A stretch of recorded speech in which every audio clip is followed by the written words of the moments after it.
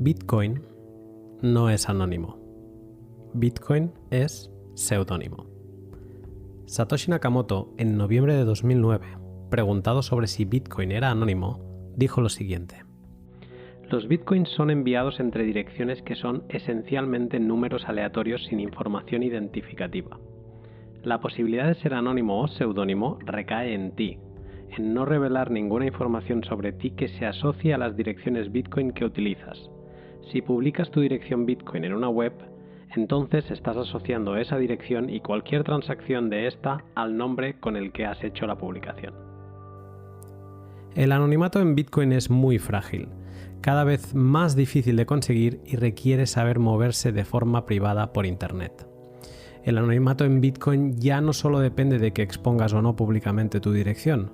Hoy en día, con el seguimiento que Bitcoin tiene por parte de administraciones públicas, empresas de análisis de cadena y las diferentes agencias de seguridad nacional, es muy difícil acceder a Bitcoin sin manchar tus monedas con tu identidad.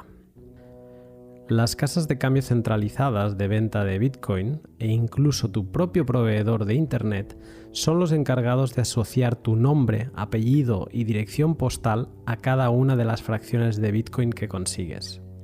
Toda esta información queda almacenada en la nube del Big Data y seguramente se filtrará en algún momento a la Dark Web.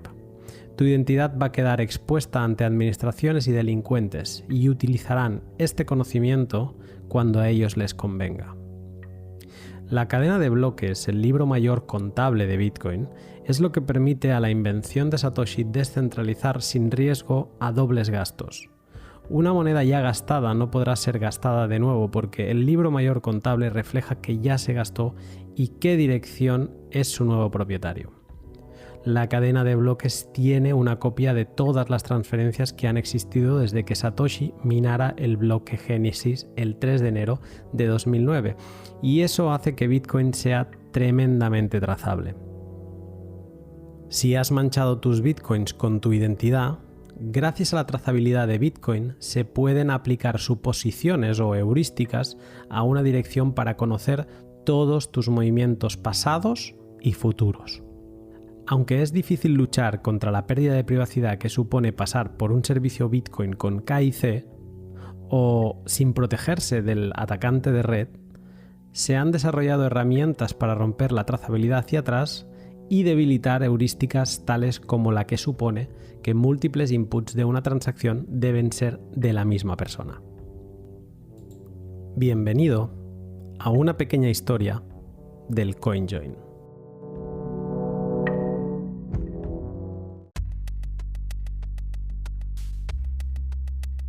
Este pod de lectura e investigación es posible gracias a ti, a mis Patreons y a mis incansables sponsors Bitrefill y Bitter.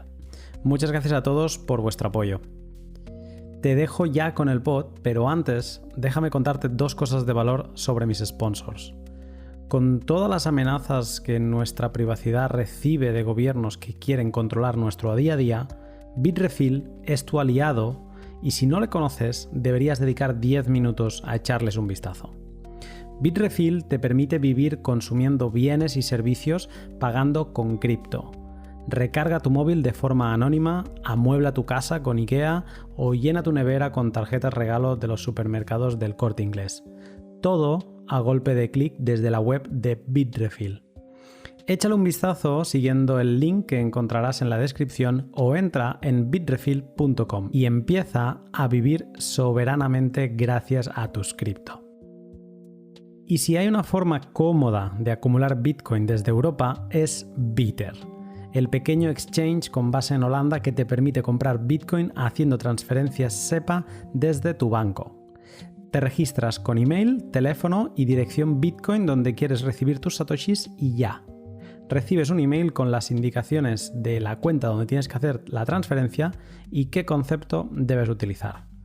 Échale un vistazo a la web de Bitter, donde por cierto también puedes hacer una simulación del ahorro que podrías haber hecho acumulando pequeñas cantidades de Bitcoin periódicamente. Sigue el link que encontrarás en la descripción o entra en GetBitter y sigue acumulando Bitcoin. Ahora sí, bienvenido a una pequeña historia CoinJoin.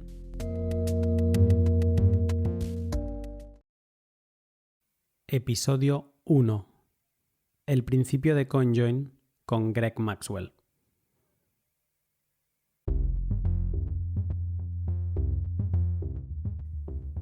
Aunque la idea de los CoinJoins ya era algo que se había comentado antes, su padre teórico y sobre todo la persona que le dio el nombre fue Gregory Maxwell. Maxwell define la idea de los CoinJoins en 2 posts de Bitcoin Talk de 2013.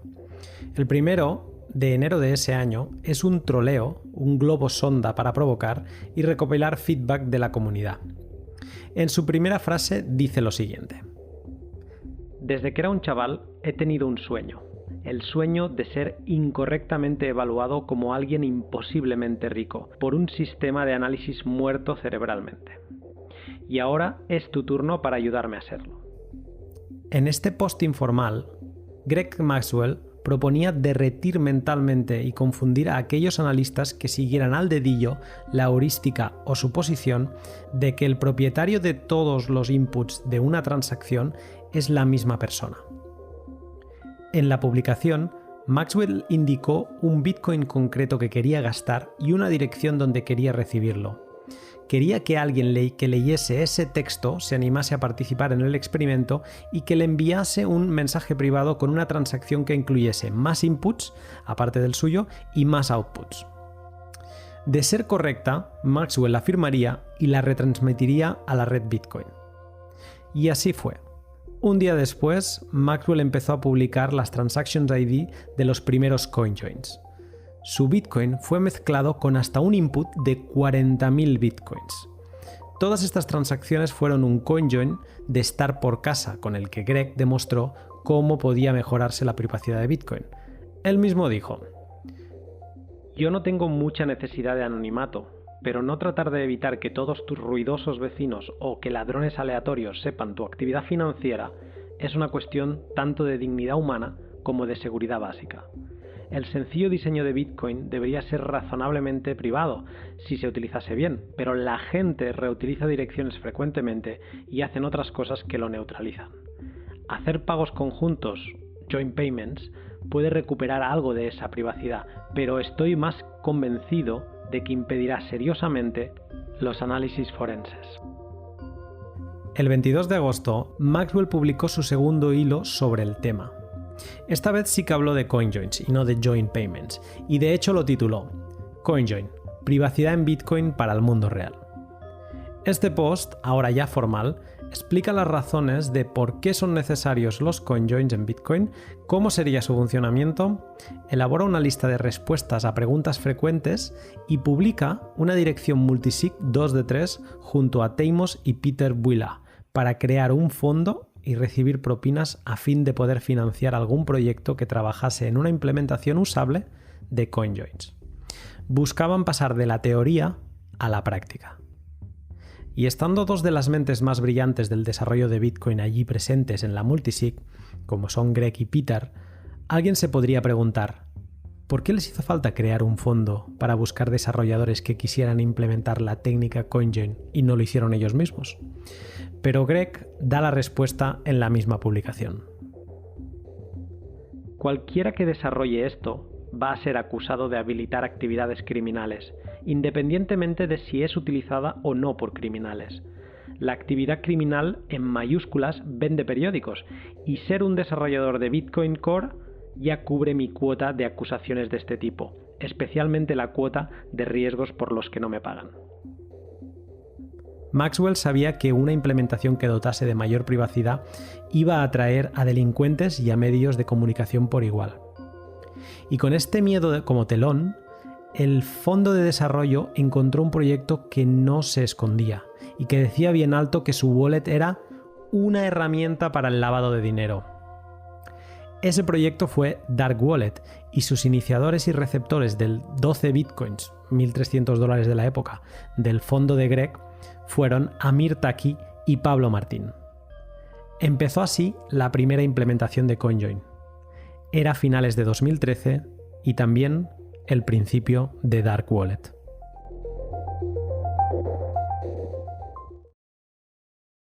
Episodio 2. La oscuridad del CoinJoin de Dark Wallet.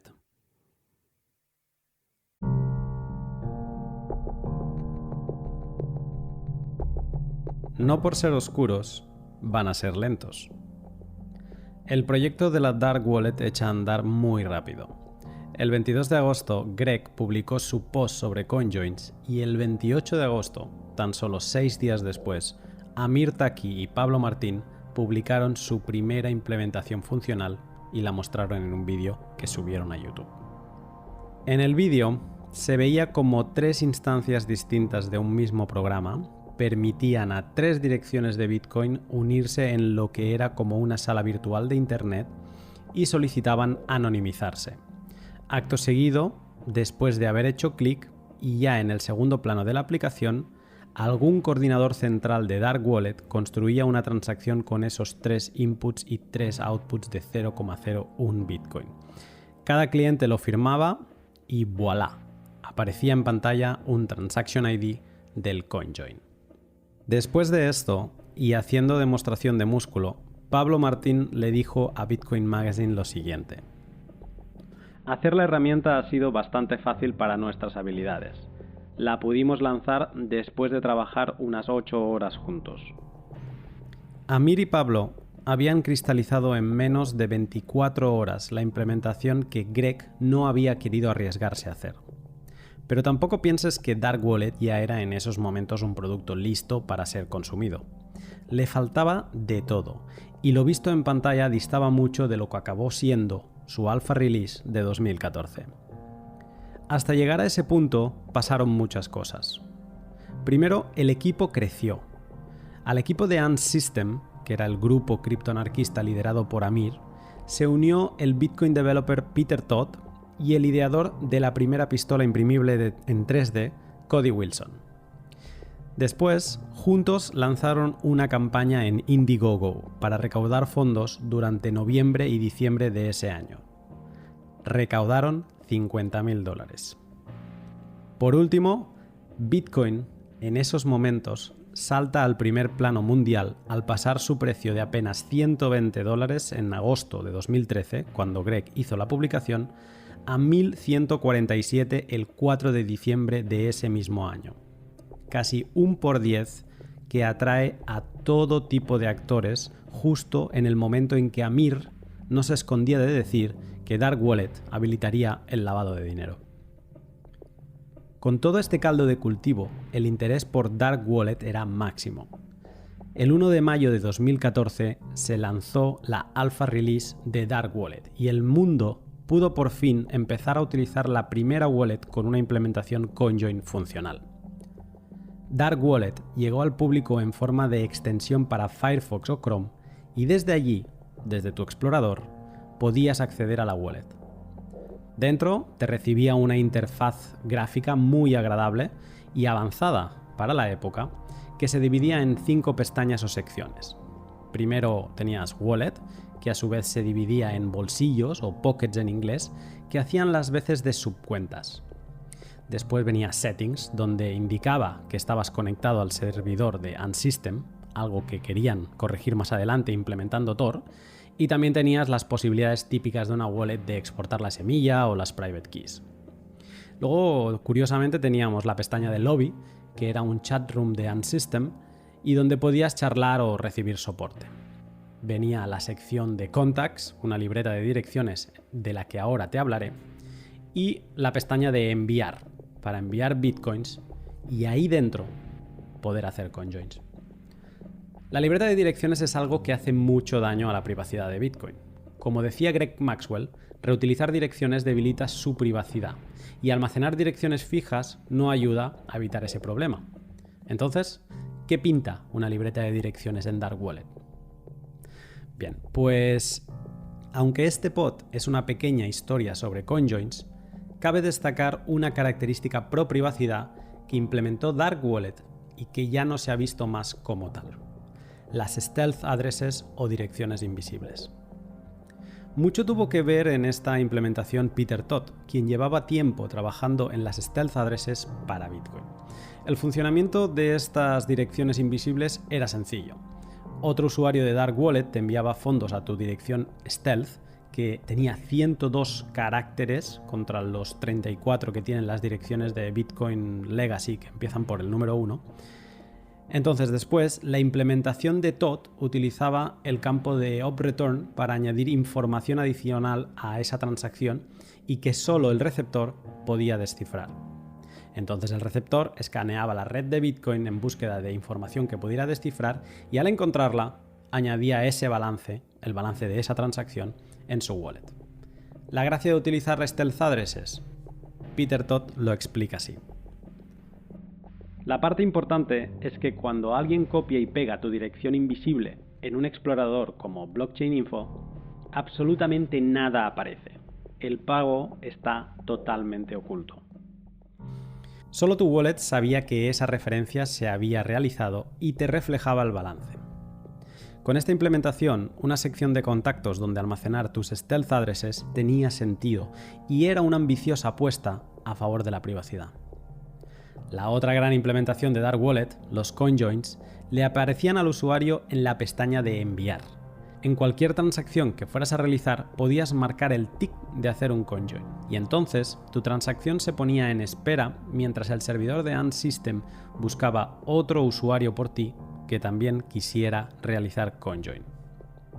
Así pues, los CoinJoins de Dark Wallet eran entre 2 personas y el anonimato lo ibas ganando a medida que ibas repitiendo el proceso. La idea de Taki era añadir funcionalidades que permitieran a más gente unirse en un mismo CoinJoin. Pero ese avance no llegó y sus alfas solo continuaron hasta la versión 8 de enero de 2015.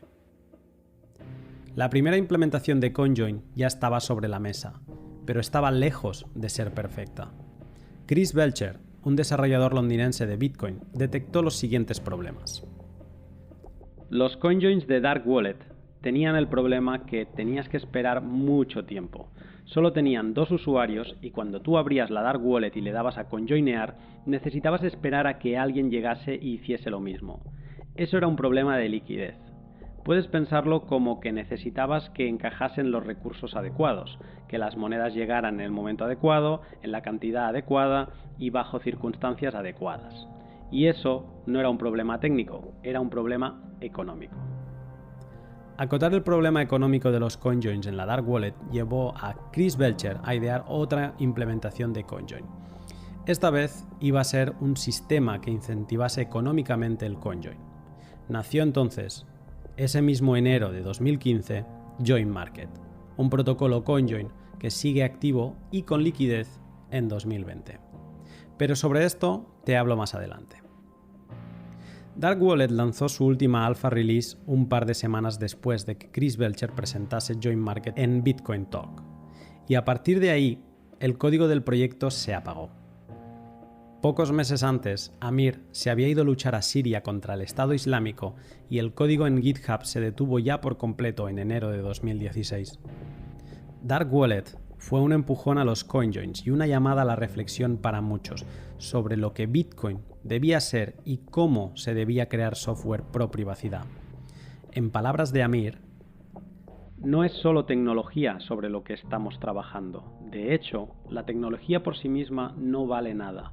Lo que es importante es el ideal que se está construyendo a través de la narrativa. Bitcoin es descentralizado y dinero incensurable con propiedades de privacidad. Como tal, ha abierto un frente en la batalla por la libertad. Gracias Pablo y gracias Amir por encender la llama. Antes de terminar, nota sobre las stealth addresses. Peter Todd discontinuó su investigación cuando el parámetro de OP-RETURN pasó de 80 a 40 bytes y existen, a día de hoy, algunos usuarios de Dark Wallet que descuidaron sus bitcoins en una stealth address y que no saben cómo reclamarlos. Dark Wallet nunca llegó a fase beta, ni a ser un producto acabado.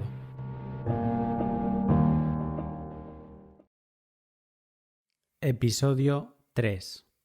CoinShuffle, el CoinJoin académico.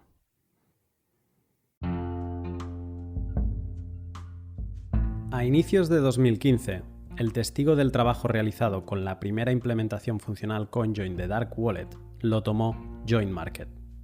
Pero antes de saltar de lleno al sistema CoinJoin más longevo que hemos conocido, te voy a hablar del protocolo CoinShuffle, que se presentó en el tercer trimestre de 2014 y que ya por aquel entonces planteaba una solución a un problema que tenía Dark Wallet y que todavía tiene JoinMarket.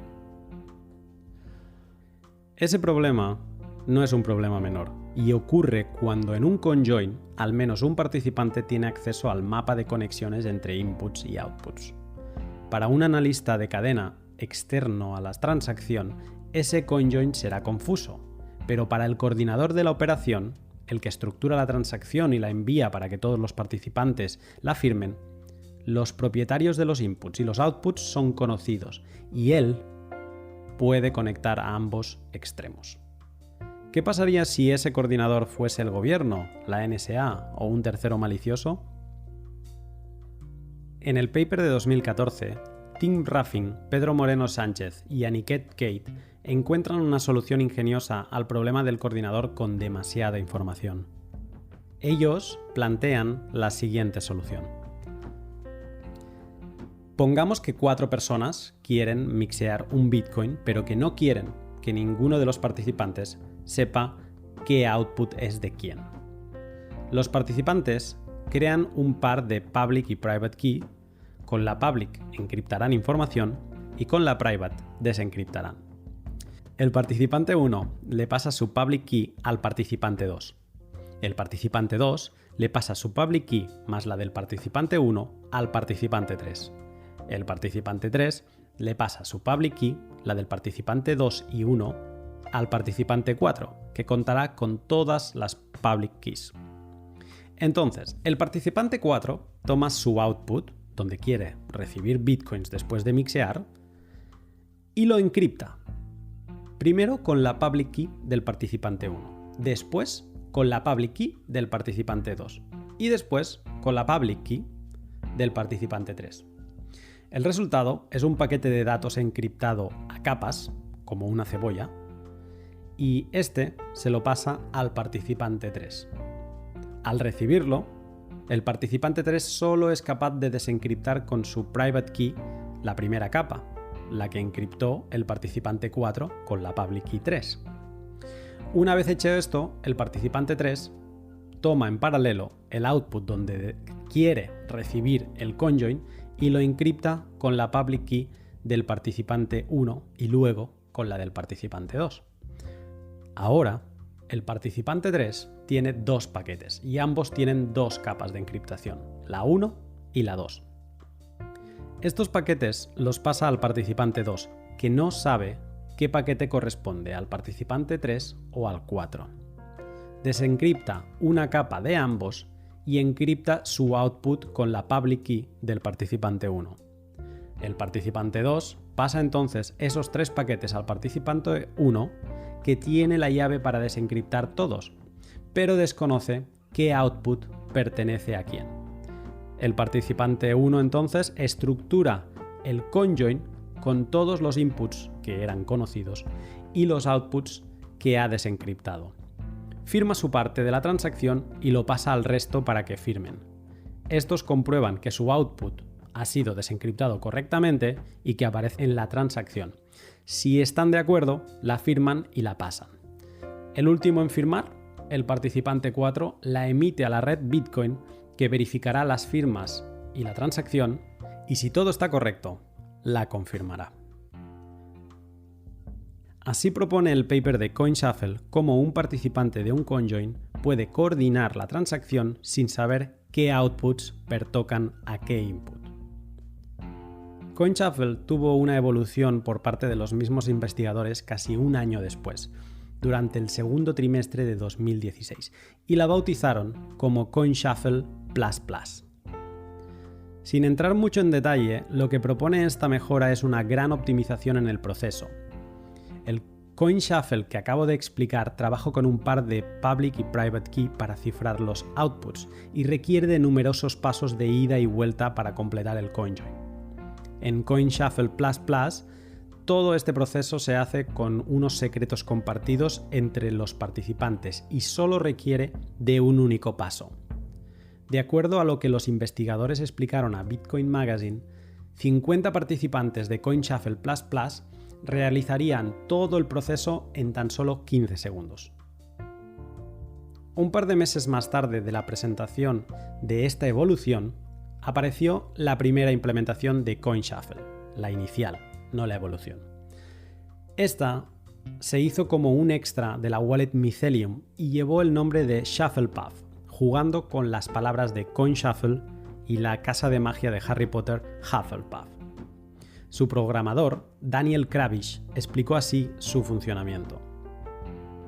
Ahora mismo, Shufflepuff no es mucho más que lo que dice el protocolo CoinShuffle y queda enteramente a gestión del usuario el programar los CoinJoins y encontrar a las personas con quien hacerlos. El proyecto que inició a finales de agosto y llegó a realizar algún CoinJoin en testnet dejó de progresar apenas 4 meses más tarde cuando publicaron su última mejora en GitHub. El proyecto y su GitHub han desaparecido de la faz de la Tierra y desde entonces la única implementación de CoinShuffle que ha habido es CashShuffle para Bitcoin Cash. CoinShuffle y CoinShuffle++ son seguramente el protocolo CoinJoin con mayor rigor académico que hemos conocido hasta la fecha. Y además es más descentralizado que propuestas más actuales que utilizan un coordinador central como Wasabi o Whirlpool. CoinShuffle, aunque carece de implementaciones funcionales para Bitcoin, tiene el mérito de haber sido el primer protocolo en haber propuesto una solución a la linkabilidad entre inputs y outputs por parte del coordinador. A día de hoy, existe una posible implementación de CoinShuffle que mejoraría parte del problema de los cambios tóxicos de los CoinJoins. Pero tanto de los cambios como de esta posible implementación te hablaré más adelante.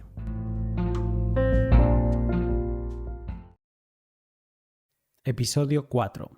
Join Market y la descentralización del mercado.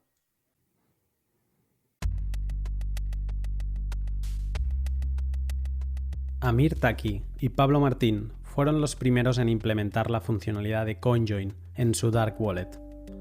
El equipo había materializado en 2014 un CoinJoin funcional, pero que adolecía de una gran falta de liquidez. Chris Belcher, un desarrollador londinense de Bitcoin, viendo el problema económico de Dark Wallet, presentó en enero de 2015 Join Market, un protocolo CoinJoin de código abierto que introducía una estructura de incentivos económicos para animar a proveer de liquidez y a participar en CoinJoins. Join Market, que se podría traducir como mercado de uniones o de CoinJoins, es exactamente eso, un mercado donde vendedores de liquidez ofrecen sus Bitcoin para que compradores necesitados y con prisa conjoineen sus monedas en el acto a cambio de una comisión. A los vendedores, el protocolo les llama makers y a los compradores, takers. Los makers son personas que mantienen fondos en su hot wallet de Join Market y que habilitan estos para que un tercero los pueda utilizar en un CoinJoin. A cambio de proveer liquidez, estos makers establecen una comisión que quieren recibir por cada CoinJoin que faciliten. Ellos son actores pasivos que tarde o temprano mezclarán sus monedas una o múltiples veces, pero que en ningún caso tienen prisa. Los takers o tomadores en español son usuarios que llegan a Join Market con la intención de conjoinear rápidamente a cambio de una comisión. Como te decía en el episodio anterior de CoinShuffle, en el protocolo de Belcher, la función de coordinación, la de construir la transacción CoinJoin, recae en el taker, que es el conocedor de dónde van los fondos de cada maker con quien se está mixeando. En definitiva, los makers ganan un 0,5% del total de sus fondos al año, a cambio de proveer de liquidez y de colaborar en hacer a Bitcoin un lugar más privado y fungible.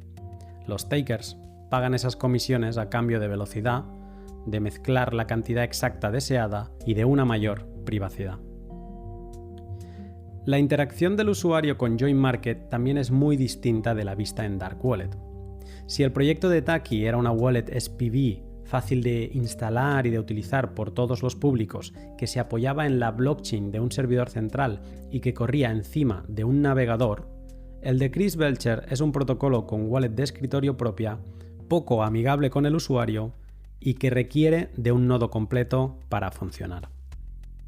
Como usuario, para conseguir llegar a la interfaz gráfica de la wallet de JoinMarket, primero tienes que moverte con soltura introduciendo comandos en la terminal de tu sistema operativo. Una vez lo consigues, la wallet tiene una apariencia similar a la de Electrum, pero es algo más confusa.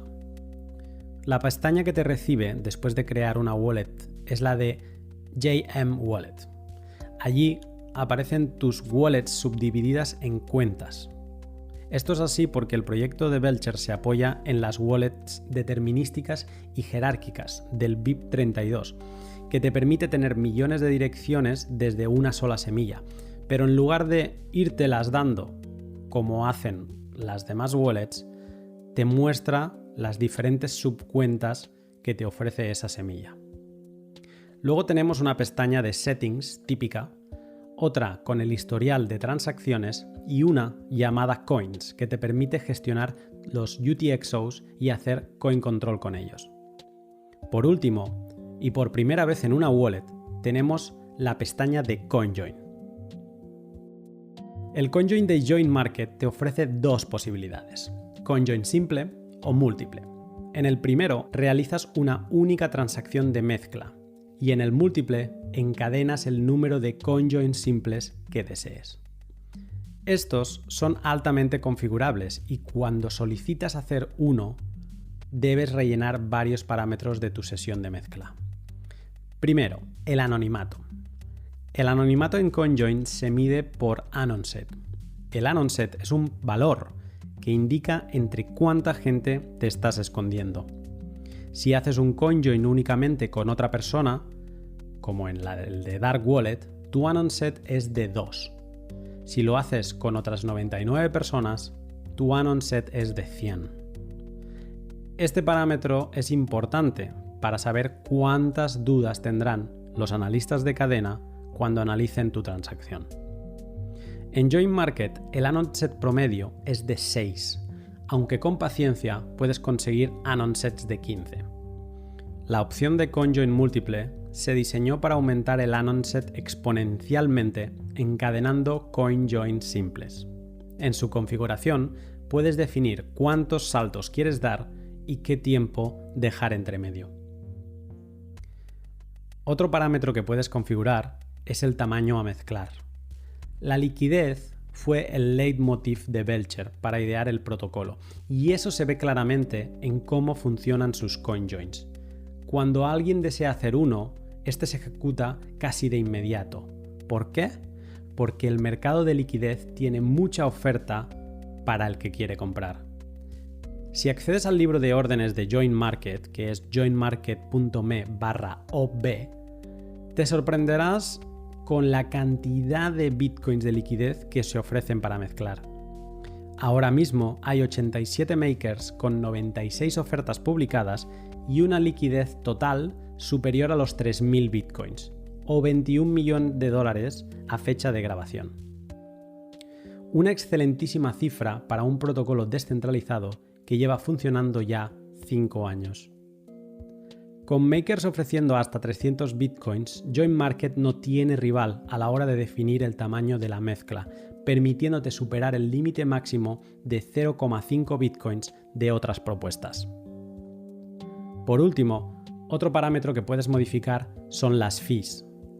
JoinMarket no es económico para el taker, pues aparte de pagar los fees que cada participante le exige en contraprestación de la liquidez que le ofrecen, también es el encargado de pagar las comisiones mineras del CoinJoin.